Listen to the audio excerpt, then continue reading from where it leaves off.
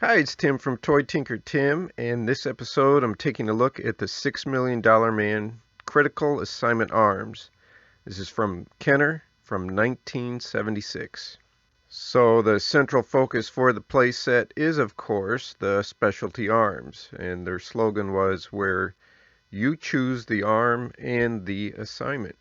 So the set, you had the laser arm, a neutralizer arm with like a karate action, and a oxygen supply arm. So the 1976 catalog ad, where you not only see the selling price of $5.44, but the oxygen mask that comes on the production arm compared to the photo in the mock-up here. You can see the catalog image. It has a black cup-like covering over the figure's mouth and nose, and what looks like almost a pair of like black sunglasses. It's very different. The packaging design here, this box was really designed to promote the arm set. You know, there's a whole side flap. The only function of it there is just for dressing. It's no function in the space that it uses. It's just to give a larger billboard type graphic space.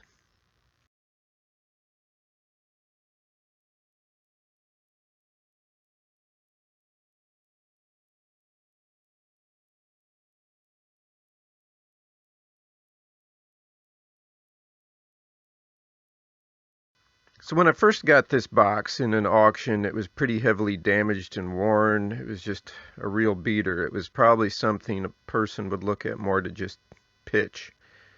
I do have a separate YouTube video here on my channel showing the steps, materials, and process I use to bring it back to a nice displayable condition that you see here in this episode. And so there's a link here to check that out. It's a good way to keep up the value, not just to the box, but also to your collection, to the entire set here.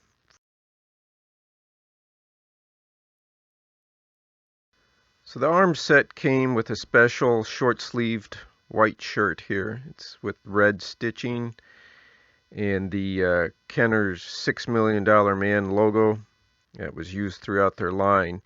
The polyester shirt has a hemmed hole here in the back that allowed that red push button to pass through, so you can still activate that bionic arm lift action there.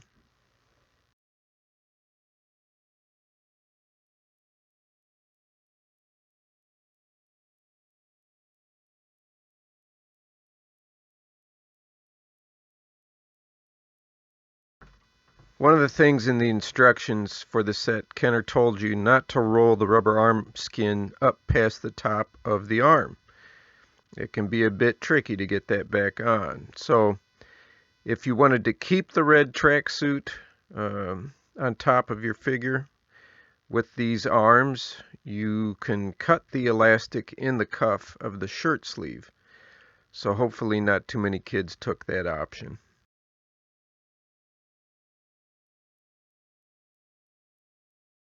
There's also detailed direction on how to pack away that oxygen mask and tubing by rolling it up tightly, and also how to access that bulb in the laser arm for replacement.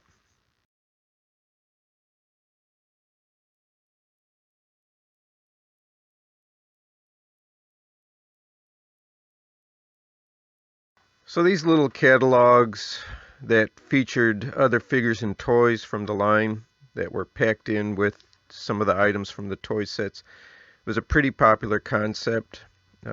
Kenner also had used it in their Star Wars line of toys to drive additional sales.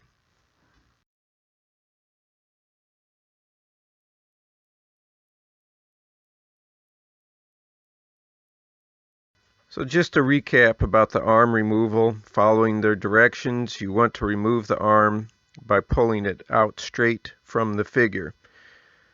Sometimes that can be a bit of a struggle, and you might end up with a broken shoulder tab. And in case that happens, I've also got a video here for getting that repaired, so got you covered there. So the arms have their skins in this episode, but these are all reproductions that I've made by hand. They're not exactly perfect yet, but they work good here to give you a good representation of how the set originally came and how it worked and looked.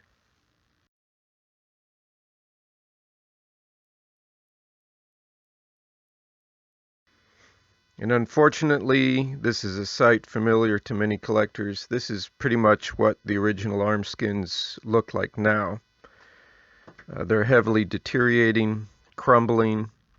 Some have hardened up, so that's kind of the life expectancy of those original skins. So this is what was recommended for the extent of how far to roll that arm skin up. In this episode, though, I'll be including views with the skins totally off, so you can better see all the details of the arms. So first up, we're going to be taking a look at the Neutralizer Arm. This transparent arm has a double feature.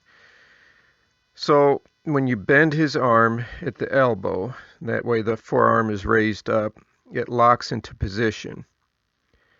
After that, you line up the arm, press the button on the underside near the elbow, and he delivers a powerful blow. So when you roll that arm skin further up, there's a compartment here in the upper arm that you can open, and that reveals the storage for his Sonic Neutralizer. It's this little blue looking handgun here. So I'm not sure what it does. The instructions don't tell you too much about it. But I'm guessing it's something like a jamming device versus like a laser or firearm that way.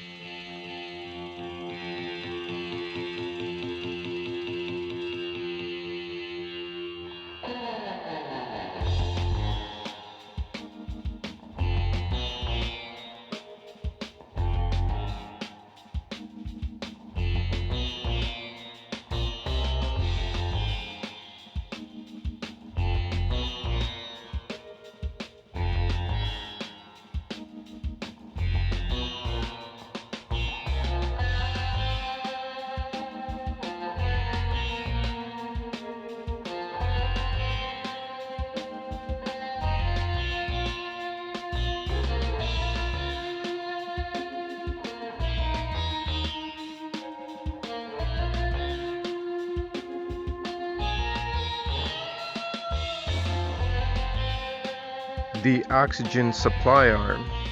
So if Steve Austin's adventure takes him to high altitudes or deep watery depths, he's ready for his critical assignment with this arm. So you can see in the forearm here, there's a small yellow tank, and it's got oxygen printed or stamped into it here.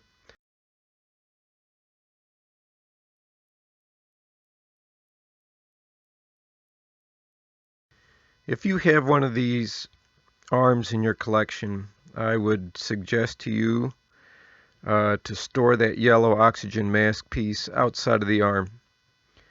This mask had been stored for years, rolled up with the tubing inside the arm compartment, like the instructions showed.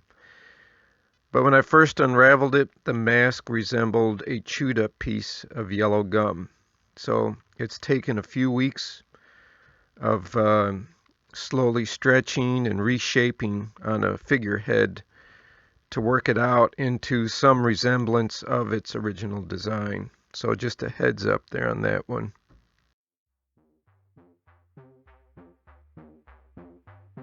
In the upper arm compartment, there's blue cardstock paper with some circuitry type designs.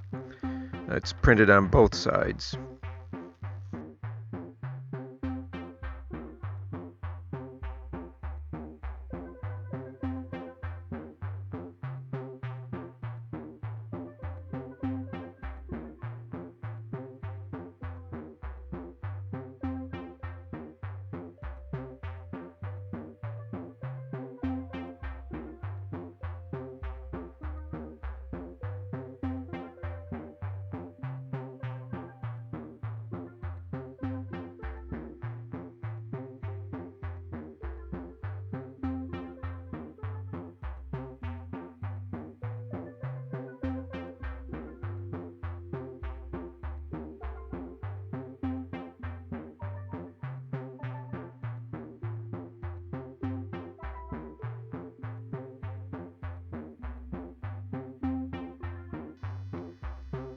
And now the laser arm.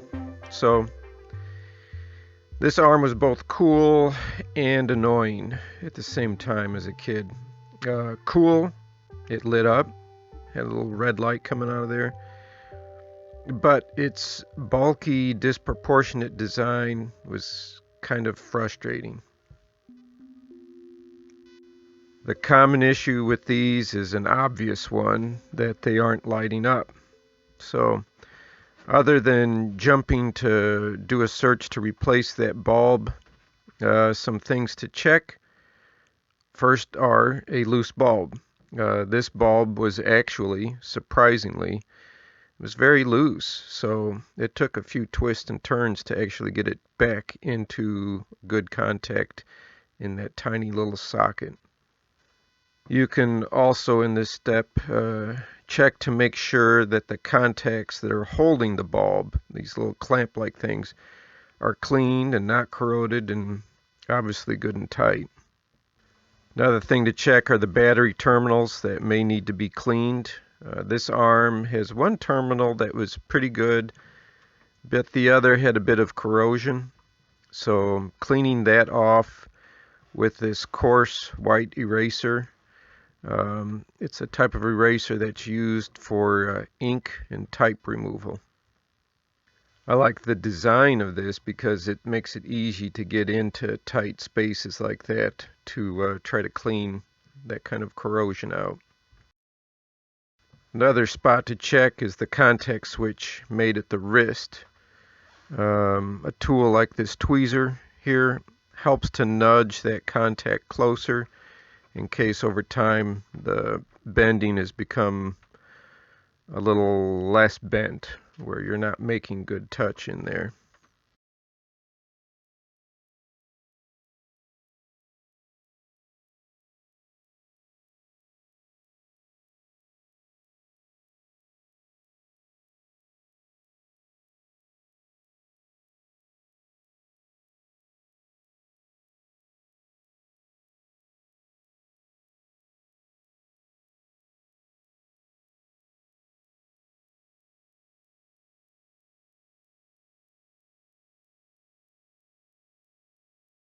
So after these brief bionic tune-up points, we're ready to insert a fresh AA battery.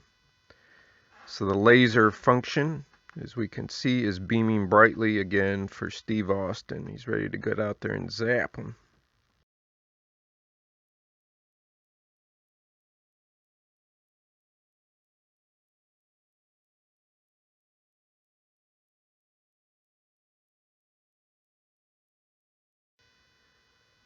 So just going a little step further here, one last thing I'm doing is a cosmetic touch of my own in dressing up the battery that you can see through the clear plastic arm. It can be a bit distracting, so I created this bionic greeble type label to form a bit of a battery wrap. I've printed it on standard paper and just use the wide packaging tape to cover it, kind of creating a laminate type effect there. Then after trimming that, I've taped the inside reverse of it, so now it's like a sleeve, and I can just slide that on and off of the batteries then.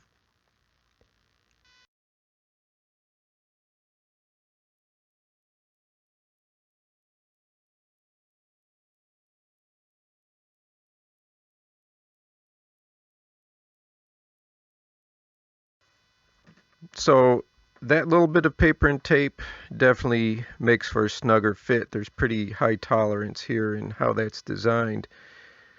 But in the end, it all works out, and it's a little less distracting.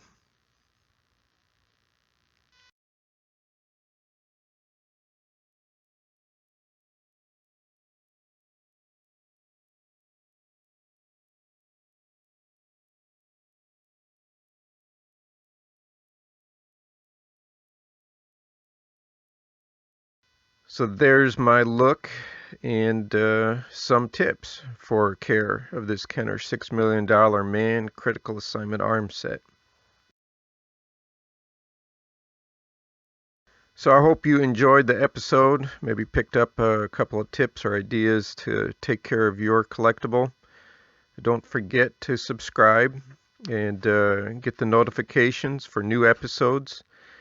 And when you do subscribe, you're also helping this channel grow and making it possible for me to keep creating more new episodes. Be sure and hit the like if you enjoyed it, and share it with your friends, share it on your social media, and as always, thanks for watching.